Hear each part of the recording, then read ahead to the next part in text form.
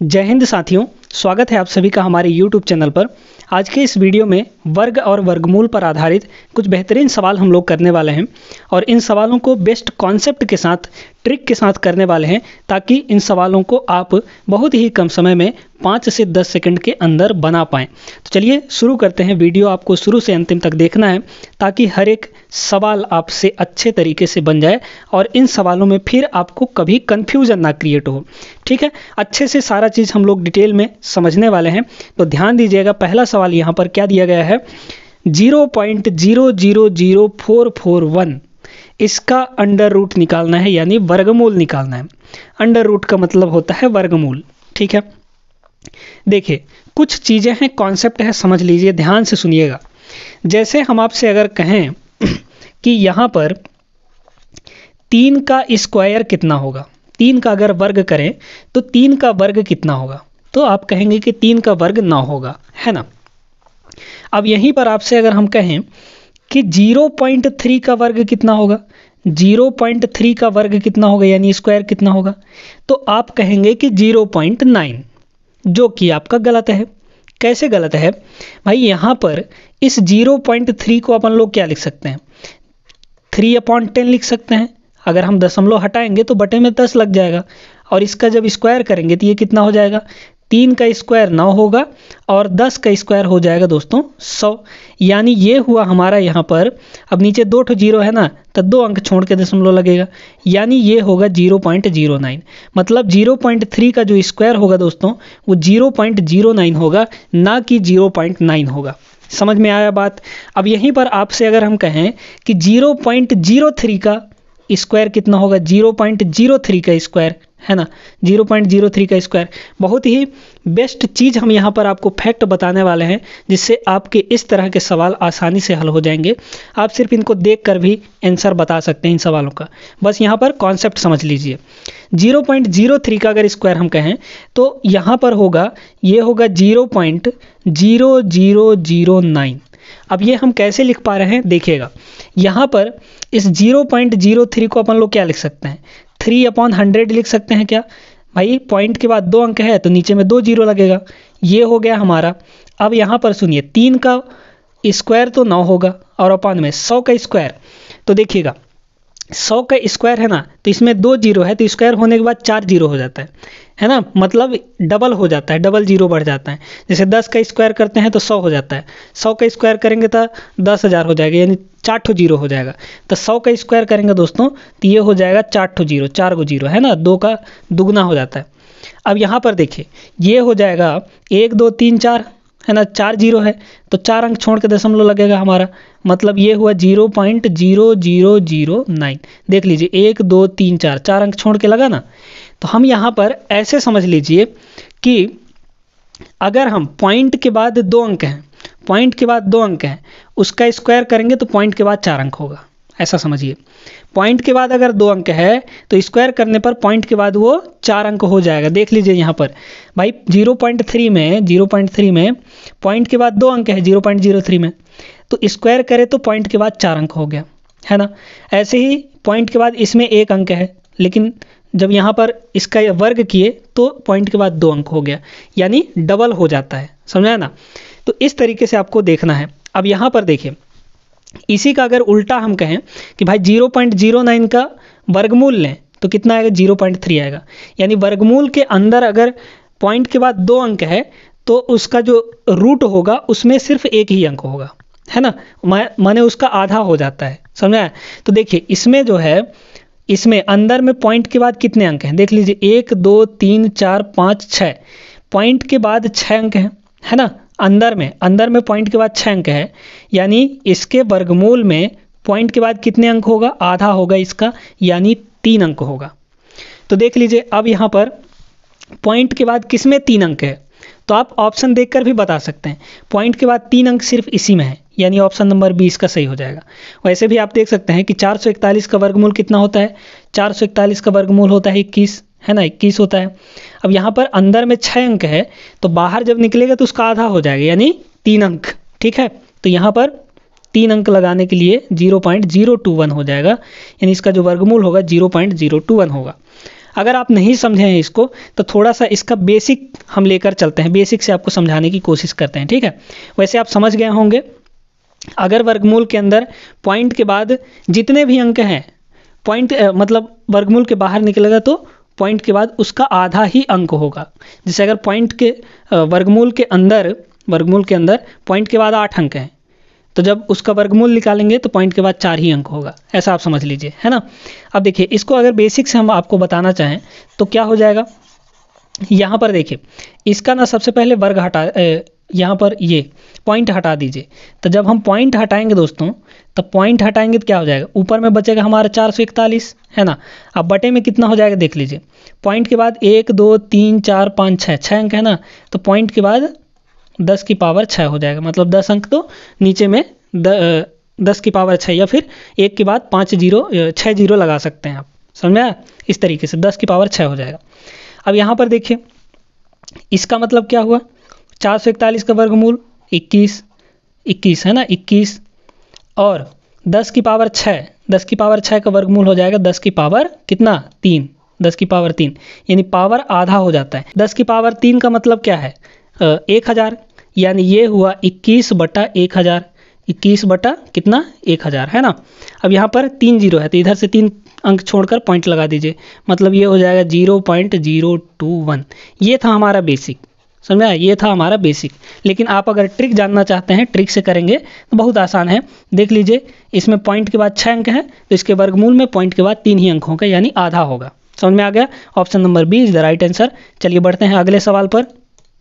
अगला सवाल देखिए दोस्तों, यहाँ पर ये भी एक बड़ा ही बेहतरीन सवाल है।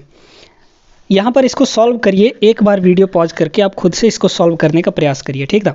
देखिए फिर हम यहाँ पर इसका कॉन्सेप्ट भी समझाते हैं और ट्रिक भी बताते हैं कैसे आपको करना है।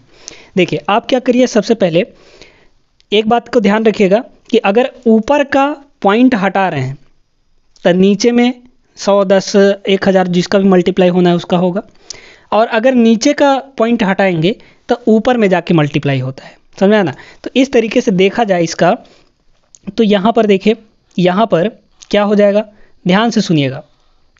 यहाँ पर क्या है, ऊपर में हमारा 0.441 है, तब पॉइंट हटाइए तो 441 हो जाएगा, और पॉइंट के बाद 3 अंक है तो नीचे में काहे का गुणा होगा, 1000 का गुणा हो जाएगा, यानी 3 ठो जीरो वाला। अच्छा अब यहाँ पर देखिए, यहाँ पर कितना है 169 है, पॉइंट हटाएंगे तो कितना होगा 169 होगा, यानी 169। तो अब नीचे का पॉइंट हटाए हैं तो ऊपर में जाके मल्टीप्लाई होगा। अब ऊपर में कितने का मल्टीप्लाई होगा देख लीजिए, 1 2 3 4 5, पॉइंट के बाद 5 अंक है तो 5 ठो जीरो यहाँ पर लगा दीजिए आप, है ना, 5 ठो जीरो लग गया हमारा। अब देखिए 3 जीरो से 3 ठो जीरो तो कट गया, यहाँ पे बचा 100। अब देखिए यहाँ पर कितना हो जाएगा, 441 का वर्गमूल आप जानते हैं कि 21 होता है, और 169 का वर्गमूल कितना होता है 13 होता है। अब यहाँ पर 100 बचा हुआ है तो 100 का वर्गमूल कितना हो जाएगा दोस्तों 10 हो जाएगा, क्योंकि इसमें 2 जीरो है तो बाहर निकलेगा तो 1 ही जीरो रहेगा, समझ में आया ना। यानी ये हो गया हमारा 210/13, 210/13 ऑप्शन नंबर सी इसका राइट हो जाएगा, करेक्ट हो जाएगा। समझ में आ गया कैसे करना है। चलिए आगे बढ़ते हैं अगले सवाल पर। अब इस सवाल को देखिए दोस्तों, ये गजब का सवाल है। इस सवाल में बहुत बच्चे कंफ्यूज हो जाते हैं और कंफ्यूजन में ही रह जाते हैं। इस सवाल को आप लोग थोड़ा सा वीडियो पॉज करके और बनाने को कोशिश करिए, है ना। बहुत से बच्चों का आंसर जो होगा वो 9 होगा, जो कि गलत है, 9 होगा जो कि गलत है। इसका कॉन्सेप्ट भी हम आपको समझाएंगे, एकदम अच्छे तरीके से समझाएंगे, कंफ्यूजन फिर इसमें दोबारा नहीं होगा, है ना। इसका जो आंसर होगा ना दोस्तों वो 3 होगा। कैसे होगा, क्यों होगा, समझिएगा। यहाँ पर अगर हम आपसे सिंपल सी बात पूछें कि भाई बताइए कि 4 का वर्गमूल क्या होगा, है ना। सिंपल सी बात हम आपसे पूछें कि 4 का वर्गमूल क्या होगा, 4 का वर्गमूल क्या होगा, तो आप क्या कहेंगे कि सर 4 का वर्गमूल का मतलब है 4 के ऊपर ऐसे ये रूट लगा देना, यही तो होगा मतलब इसका। 4 का वर्गमूल का मतलब क्या है, 4 के ऊपर ये रूट लगा देना, और इसका मान क्या होता है 2 होता है। अब अगर आपसे हम ये पूछें कि भाई रूट 4 का वर्गमूल क्या होगा, रूट 4 का वर्गमूल है ना, रूट 4 का वर्गमूल, तो आप क्या कहेंगे, आप फिर भी 2 कहेंगे, आप फिर भी 2 कहेंगे क्या? बिल्कुल नहीं, ये गलत है भाई। 4 का वर्गमूल ना 2 होता है कि √4 का वर्गमूल 2 होता है। हमने क्या किया, यहाँ पर बोला था वर्गमूल, तो 4 के ऊपर हमने ऐसा लगा दिया है ना भाई। वर्गमूल का मतलब क्या होता है? एक रूट लगा देना उस संख्या में। अगर आपसे सिंपल सी बात पूछे कि 10 का वर्गमूल क्या होगा, तो आप 10 के ऊपर रूट लगा देंगे। और वहीं पर आपसे पूछे कि √10 का वर्गमूल क्या होगा, तो आप √10 के ऊपर वर्गमूल लगाएंगे, है ना। इसका मतलब तो यही हुआ। तो यहाँ पर इसका मीनिंग ये है, कि √4 तो पहले से है, ये √4 पहले से है। अब इसका भी वर्गमूल लगाना है, ये चीज़ समझ में आया ना। ये हम आपको समझाने की कोशिश कर रहे हैं। तो इनमें प्रश्न के लैंग्वेज में, प्रश्न के भाषा में कंफ्यूज मत होइएगा। यहाँ पर आपको √81 का वर्गमूल निकालना है, 81 का वर्गमूल नहीं निकालना है। अगर आपसे सीधा सीधा पूछता कि 81 का वर्गमूल क्या होगा, तो 81 का वर्गमूल क्या होगा? 9 होगा, यानी 81 के ऊपर रूट लगेगा। अब यहाँ पर आपसे बोला जा रहा है एक √81 का वर्गमूल, तो भाई पहले √81 का मान निकालिए, फिर उसका वर्गमूल बताइए, है ना। तो √81 मतलब क्या? 9। तो 9 का वर्गमूल ना भाई। यहाँ पर आपसे क्या बोला गया है? √81 का वर्गमूल। यहीं पे तो कन्फ्यूजन होता है, सबसे ज़्यादा यहीं पे कन्फ्यूजन होता है ना। √81 का वर्गमूल, भाई √81 का मतलब क्या हुआ? 9। √81 का मतलब 9, और का वर्गमूल तो अभी रहेगा ना, का वर्गमूल तो अभी रहेगा, का वर्गमूल। अब आपको क्या दिया है? इसी का मतलब हुआ 9 का वर्गमूल, यानी ये हो जाएगा √9। √9 का मतलब क्या हुआ? 3 हुआ दोस्तों, ठीक है, मतलब ये वाला। या फिर इसी को आप ऐसे भी लिख सकते हैं, देखिए √81 का वर्गमूल का मतलब क्या है? √81 के ऊपर एक और रूट लगा देना, तो √81 का मतलब 9, और 9 का भी वर्गमूल कितना आ जाएगा? 3 आ जाएगा। समझ में आया कि नहीं? तो इस तरीके से आपको देखना है, तो कन्फ्यूजन मत होइएगा। बड़ा ही बेस्ट सवाल है ये वर्गमूल का, इसमें आप हमेशा कंफ्यूज हो जाते हैं। तो आज के बाद अब आप कंफ्यूजन में नहीं रहेंगे। चलिए आगे बढ़ते हैं, अगले सवाल को देखते हैं। अब इस सवाल को देखिएगा, इस सवाल में भी आपको कंफ्यूजन होता है ना। कंफ्यूजन कहाँ होता है वो भी हम लोग डिस्कस करेंगे, और इसका करेक्ट आंसर क्या होगा ये भी हम यहाँ पर डिस्कस करने वाले हैं। आपसे पूछा गया है 25 का वर्गमूल, तो 25 का वर्गमूल क्या होता है? 25 का वर्गमूल, है ना। तो 25 के ऊपर ये रूट लगा दिए। 25 का वर्गमूल आप कहेंगे 5, और आप ऑप्शन 1 टिक कर देंगे, जो कि आपका गलत हो जाएगा। अब यहाँ पर आपको एक और ऑप्शन दिया है जो कि ज़्यादा सटीक है, और वो ऑप्शन है ऑप्शन नंबर सी, ठीक है। होता ये है यहाँ पर, जब हम वर्गमूल लगाते हैं, जैसे आपको 25 का वर्गमूल बोला है ना, तब 25 का वर्गमूल बोला, तो जब हम उसका वर्गमूल निकालते हैं तो उसका 2 वैल्यू आता है हमेशा, प्लस और माइनस में। तो यहाँ पर √25 यानी 25 का जो वर्गमूल होगा दोस्तों, वो +-5 आएगा। अब ऐसा क्यों होता है?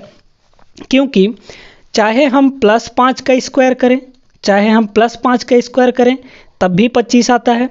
चाहे हम -5 का स्क्वायर करें, तब भी हमारा प्लस का 25 ही आता है। इस तरह से हम कह सकते हैं कि 25 का वर्गमूल +5 भी, और 25 का वर्गमूल -5 भी, यानी 25 का जो वर्गमूल होता है +-5 होता है। इसी तरीके से अगर 16 का वर्गमूल देखा जाए तो +-4 होगा, +4 और -4 दोनों चीज़ें होंगी, दोनों वैल्यूज़ होंगी। तो वर्गमूल जब भी निकलता है उसके +- दोनों आते हैं, क्योंकि +- दोनों का वर्ग करने पर वो पॉजिटिव वैल्यू ही देता है। समझ में आ गया? यानी इसका जो करेक्ट आंसर होगा दोस्तों, वो +-5 होगा, ऑप्शन नंबर सी होगा, ना कि ऑप्शन नंबर ए होगा। ऐसी छोटी छोटी गलतियां मत करिएगा, क्योंकि इनमें आपका बड़ा ही लॉस हो जाता है कभी कभी, है ना। आते हुए भी 1 नंबर कट जाता है, तो आप फिर पछताते रह जाते हैं। इसलिए छोटे छोटे मिस्टेक्स को ध्यान में रखिएगा, कहाँ मिस्टेक्स हो सकती हैं उनको दोबारा मत दोहराइएगा। समझ में आ गया? चलिए अगले सवाल पर चलते हैं हम लोग। चलिए अगला सवाल देखते हैं। √x/300 इक्वल टू है 0.03। तो इसमें x का मान बताना है। देखिएगा, ये इधर बटा में उधर जाके मल्टीप्लाई हो जाएगा। डायरेक्ट आप करिए ना इसको, भाई बड़ा आसान सा प्रश्न है ये। इधर बचा √x बराबर, इधर क्या हो जाएगा? ये हो जाएगा 300 और गुणे 0.03। अब देखिए इसमें 2 जीरो है, इस 2 जीरो का मल्टीप्लाई पॉइंट के 2 अंक के साथ होगा, तो ये 2 जीरो इधर के 2 पॉइंट हटा देगा, ठीक है। या फिर अगर आप इसको बेसिक तरीके से करना चाहें तो कितना हो जाएगा? ये हो जाएगा हमारा 300, है ना, और इंटू इसको आप क्या लिख सकते हैं 3/100 लिख सकते हैं कि नहीं, बिल्कुल लिख सकते हैं। तो ये 2 जीरो से ये 2 जीरो कैंसिल हो जाएगा, मतलब ये आ जाएगा हमारा 9, 3 तिया 9। तो यानी रूट एक्स का वैल्यू कितना हो गया दोस्तों, रूट एक्स का वैल्यू 9। तो इधर से रूट हटाएंगे तो उधर जाके वर्ग लग जाएगा, यानी ये हो जाएगा x बराबर 9 का वर्ग, मतलब 9 का वर्ग का मतलब क्या हुआ 81, 81 is the right answer. Option A आपका सही आंसर हो जाएगा। समझ में आ गया कैसे करना है। चलिए अगले सवाल को देखते हैं। अगला सवाल यहाँ पर दिया है 660/√p बराबर 60 हो तो यहाँ पर p का मान बताना है। देखिए सबसे पहले तो यहाँ पर इस जीरो से ये जीरो कट गया, क्योंकि दोनों साइड अगर ऊपर ऊपर में है कुछ काटने लायक तो कट जाता है। यहाँ पर इस 6 से, अच्छा इसको यहाँ पर क्या हो गया, ये 66/√p इक्वल टू ये हो गया हमारा 6, क्योंकि 0 0 तो पहले ही काट चुके हैं। अब यहाँ से और कुछ आप काट सकते हैं, 6 1 कम 6, इसको 6 से काटिए, 6 1 कम 6, 6 1 कम 6, 11 हो गया ये। यानी यहाँ पर आप देखें तो 11 इक्वल टू रूट पे पी उधर चला जाएगा, मल्टीप्लाई हो जाएगा 1 के साथ, तो रूट पी हो जाएगा। इधर से वर्ग हटा के इधर से वर्गमूल हटाएंगे तो इधर वर्ग लग जाएगा, यानी ये हो जाएगा 11 का स्क्वायर बराबर ये हुआ पी। 11 का स्क्वायर होता है दोस्तों 121, मतलब 121। तो पी का वैल्यू यहाँ पर 121 होगा। Option number A is the right answer. अब थोड़ा सा एक कॉन्सेप्ट यहाँ पर और समझिएगा, एक ट्रिक आप समझिएगा, देखिएगा बहुत ही लाजवाब ट्रिक है, इसको आप ध्यान में रखिएगा ताकि आपका कैलकुलेशन फास्ट हो सके। देखिए क्या है यहाँ पर अगर आप 11 का स्क्वायर करते हैं, है ना, तो 1 2 1 आता है। अगर आप 111 का स्क्वायर करते हैं, 111 का स्क्वायर, तो देखिएगा 1 2 3 2 1, है ना। देखिए इसमें क्या है 3 ठो 1 है, तो आप 1 2 3 तक जाएंगे फिर वापस आ जाएंगे। इसी तरीके से अगर 1 2 3 4 मतलब 1111 का स्क्वायर निकालना चाहें तो 4 ठो 1 है ना, मतलब हम 4 तक जाएंगे, 1 2 3 4 फिर वापस आ जाएंगे 3 2 1, इस तरीके से। अब यहीं पर आपसे अगर 5 ठो 1 दे दिया जाए, है ना, 5 गो 1 दे दिया जाए और इसका स्क्वायर निकालने के बोला जाए तो 1 2 3 4 5, 5 गो 1 है, तो आप क्या करेंगे 5 तक जाएंगे, 1 2 3 4 5, है ना, 3 4 5, फिर आप वापस आ जाएंगे 5 के बाद 4 3 2 1, ये आपका करेक्ट आंसर हो जाएगा। मतलब कि 111 हो गया, 11 हो गया, 1111 हो गया, या फिर 11111 हो गया, इसका स्क्वायर निकालना बड़ा आसान होता है।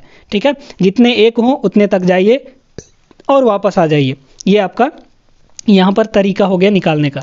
उम्मीद करते हैं कि आपको समझ में आ गया होगा अच्छे से। चलिए आगे अगला सवाल देखते हैं हम लोग। अगला सवाल देखिए दोस्तों, ये बड़ा ही लाजवाब सा सवाल है।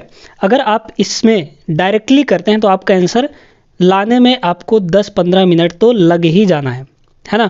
तो ऐसा आपको नहीं करना है, कॉन्सेप्ट सीख लीजिए कैसे करना है।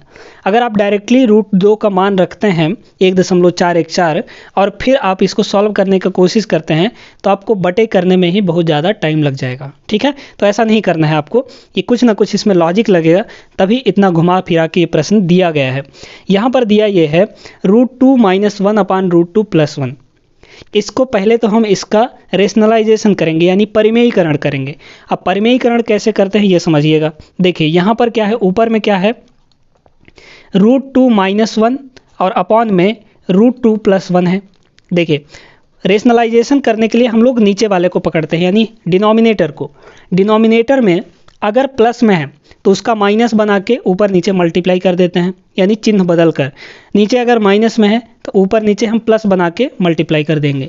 चूंकि यहाँ पर √2 + 1 है तो हम ऊपर नीचे काहे का मल्टीप्लाई करेंगे दोस्तों, हम लोग करेंगे √2 - 1 का मल्टीप्लाई, मतलब कि इसमें का चिन्ह बदल कर ऊपर और नीचे मल्टीप्लाई कर देंगे। ठीक है, तो ये कितना हो जाएगा, दोनों में मल्टीप्लाई करना है, ऊपर भी और नीचे भी। ठीक है, इसका नीचे वाले का चिन्ह बदलकर ऊपर नीचे हमने मल्टीप्लाई कर दिया।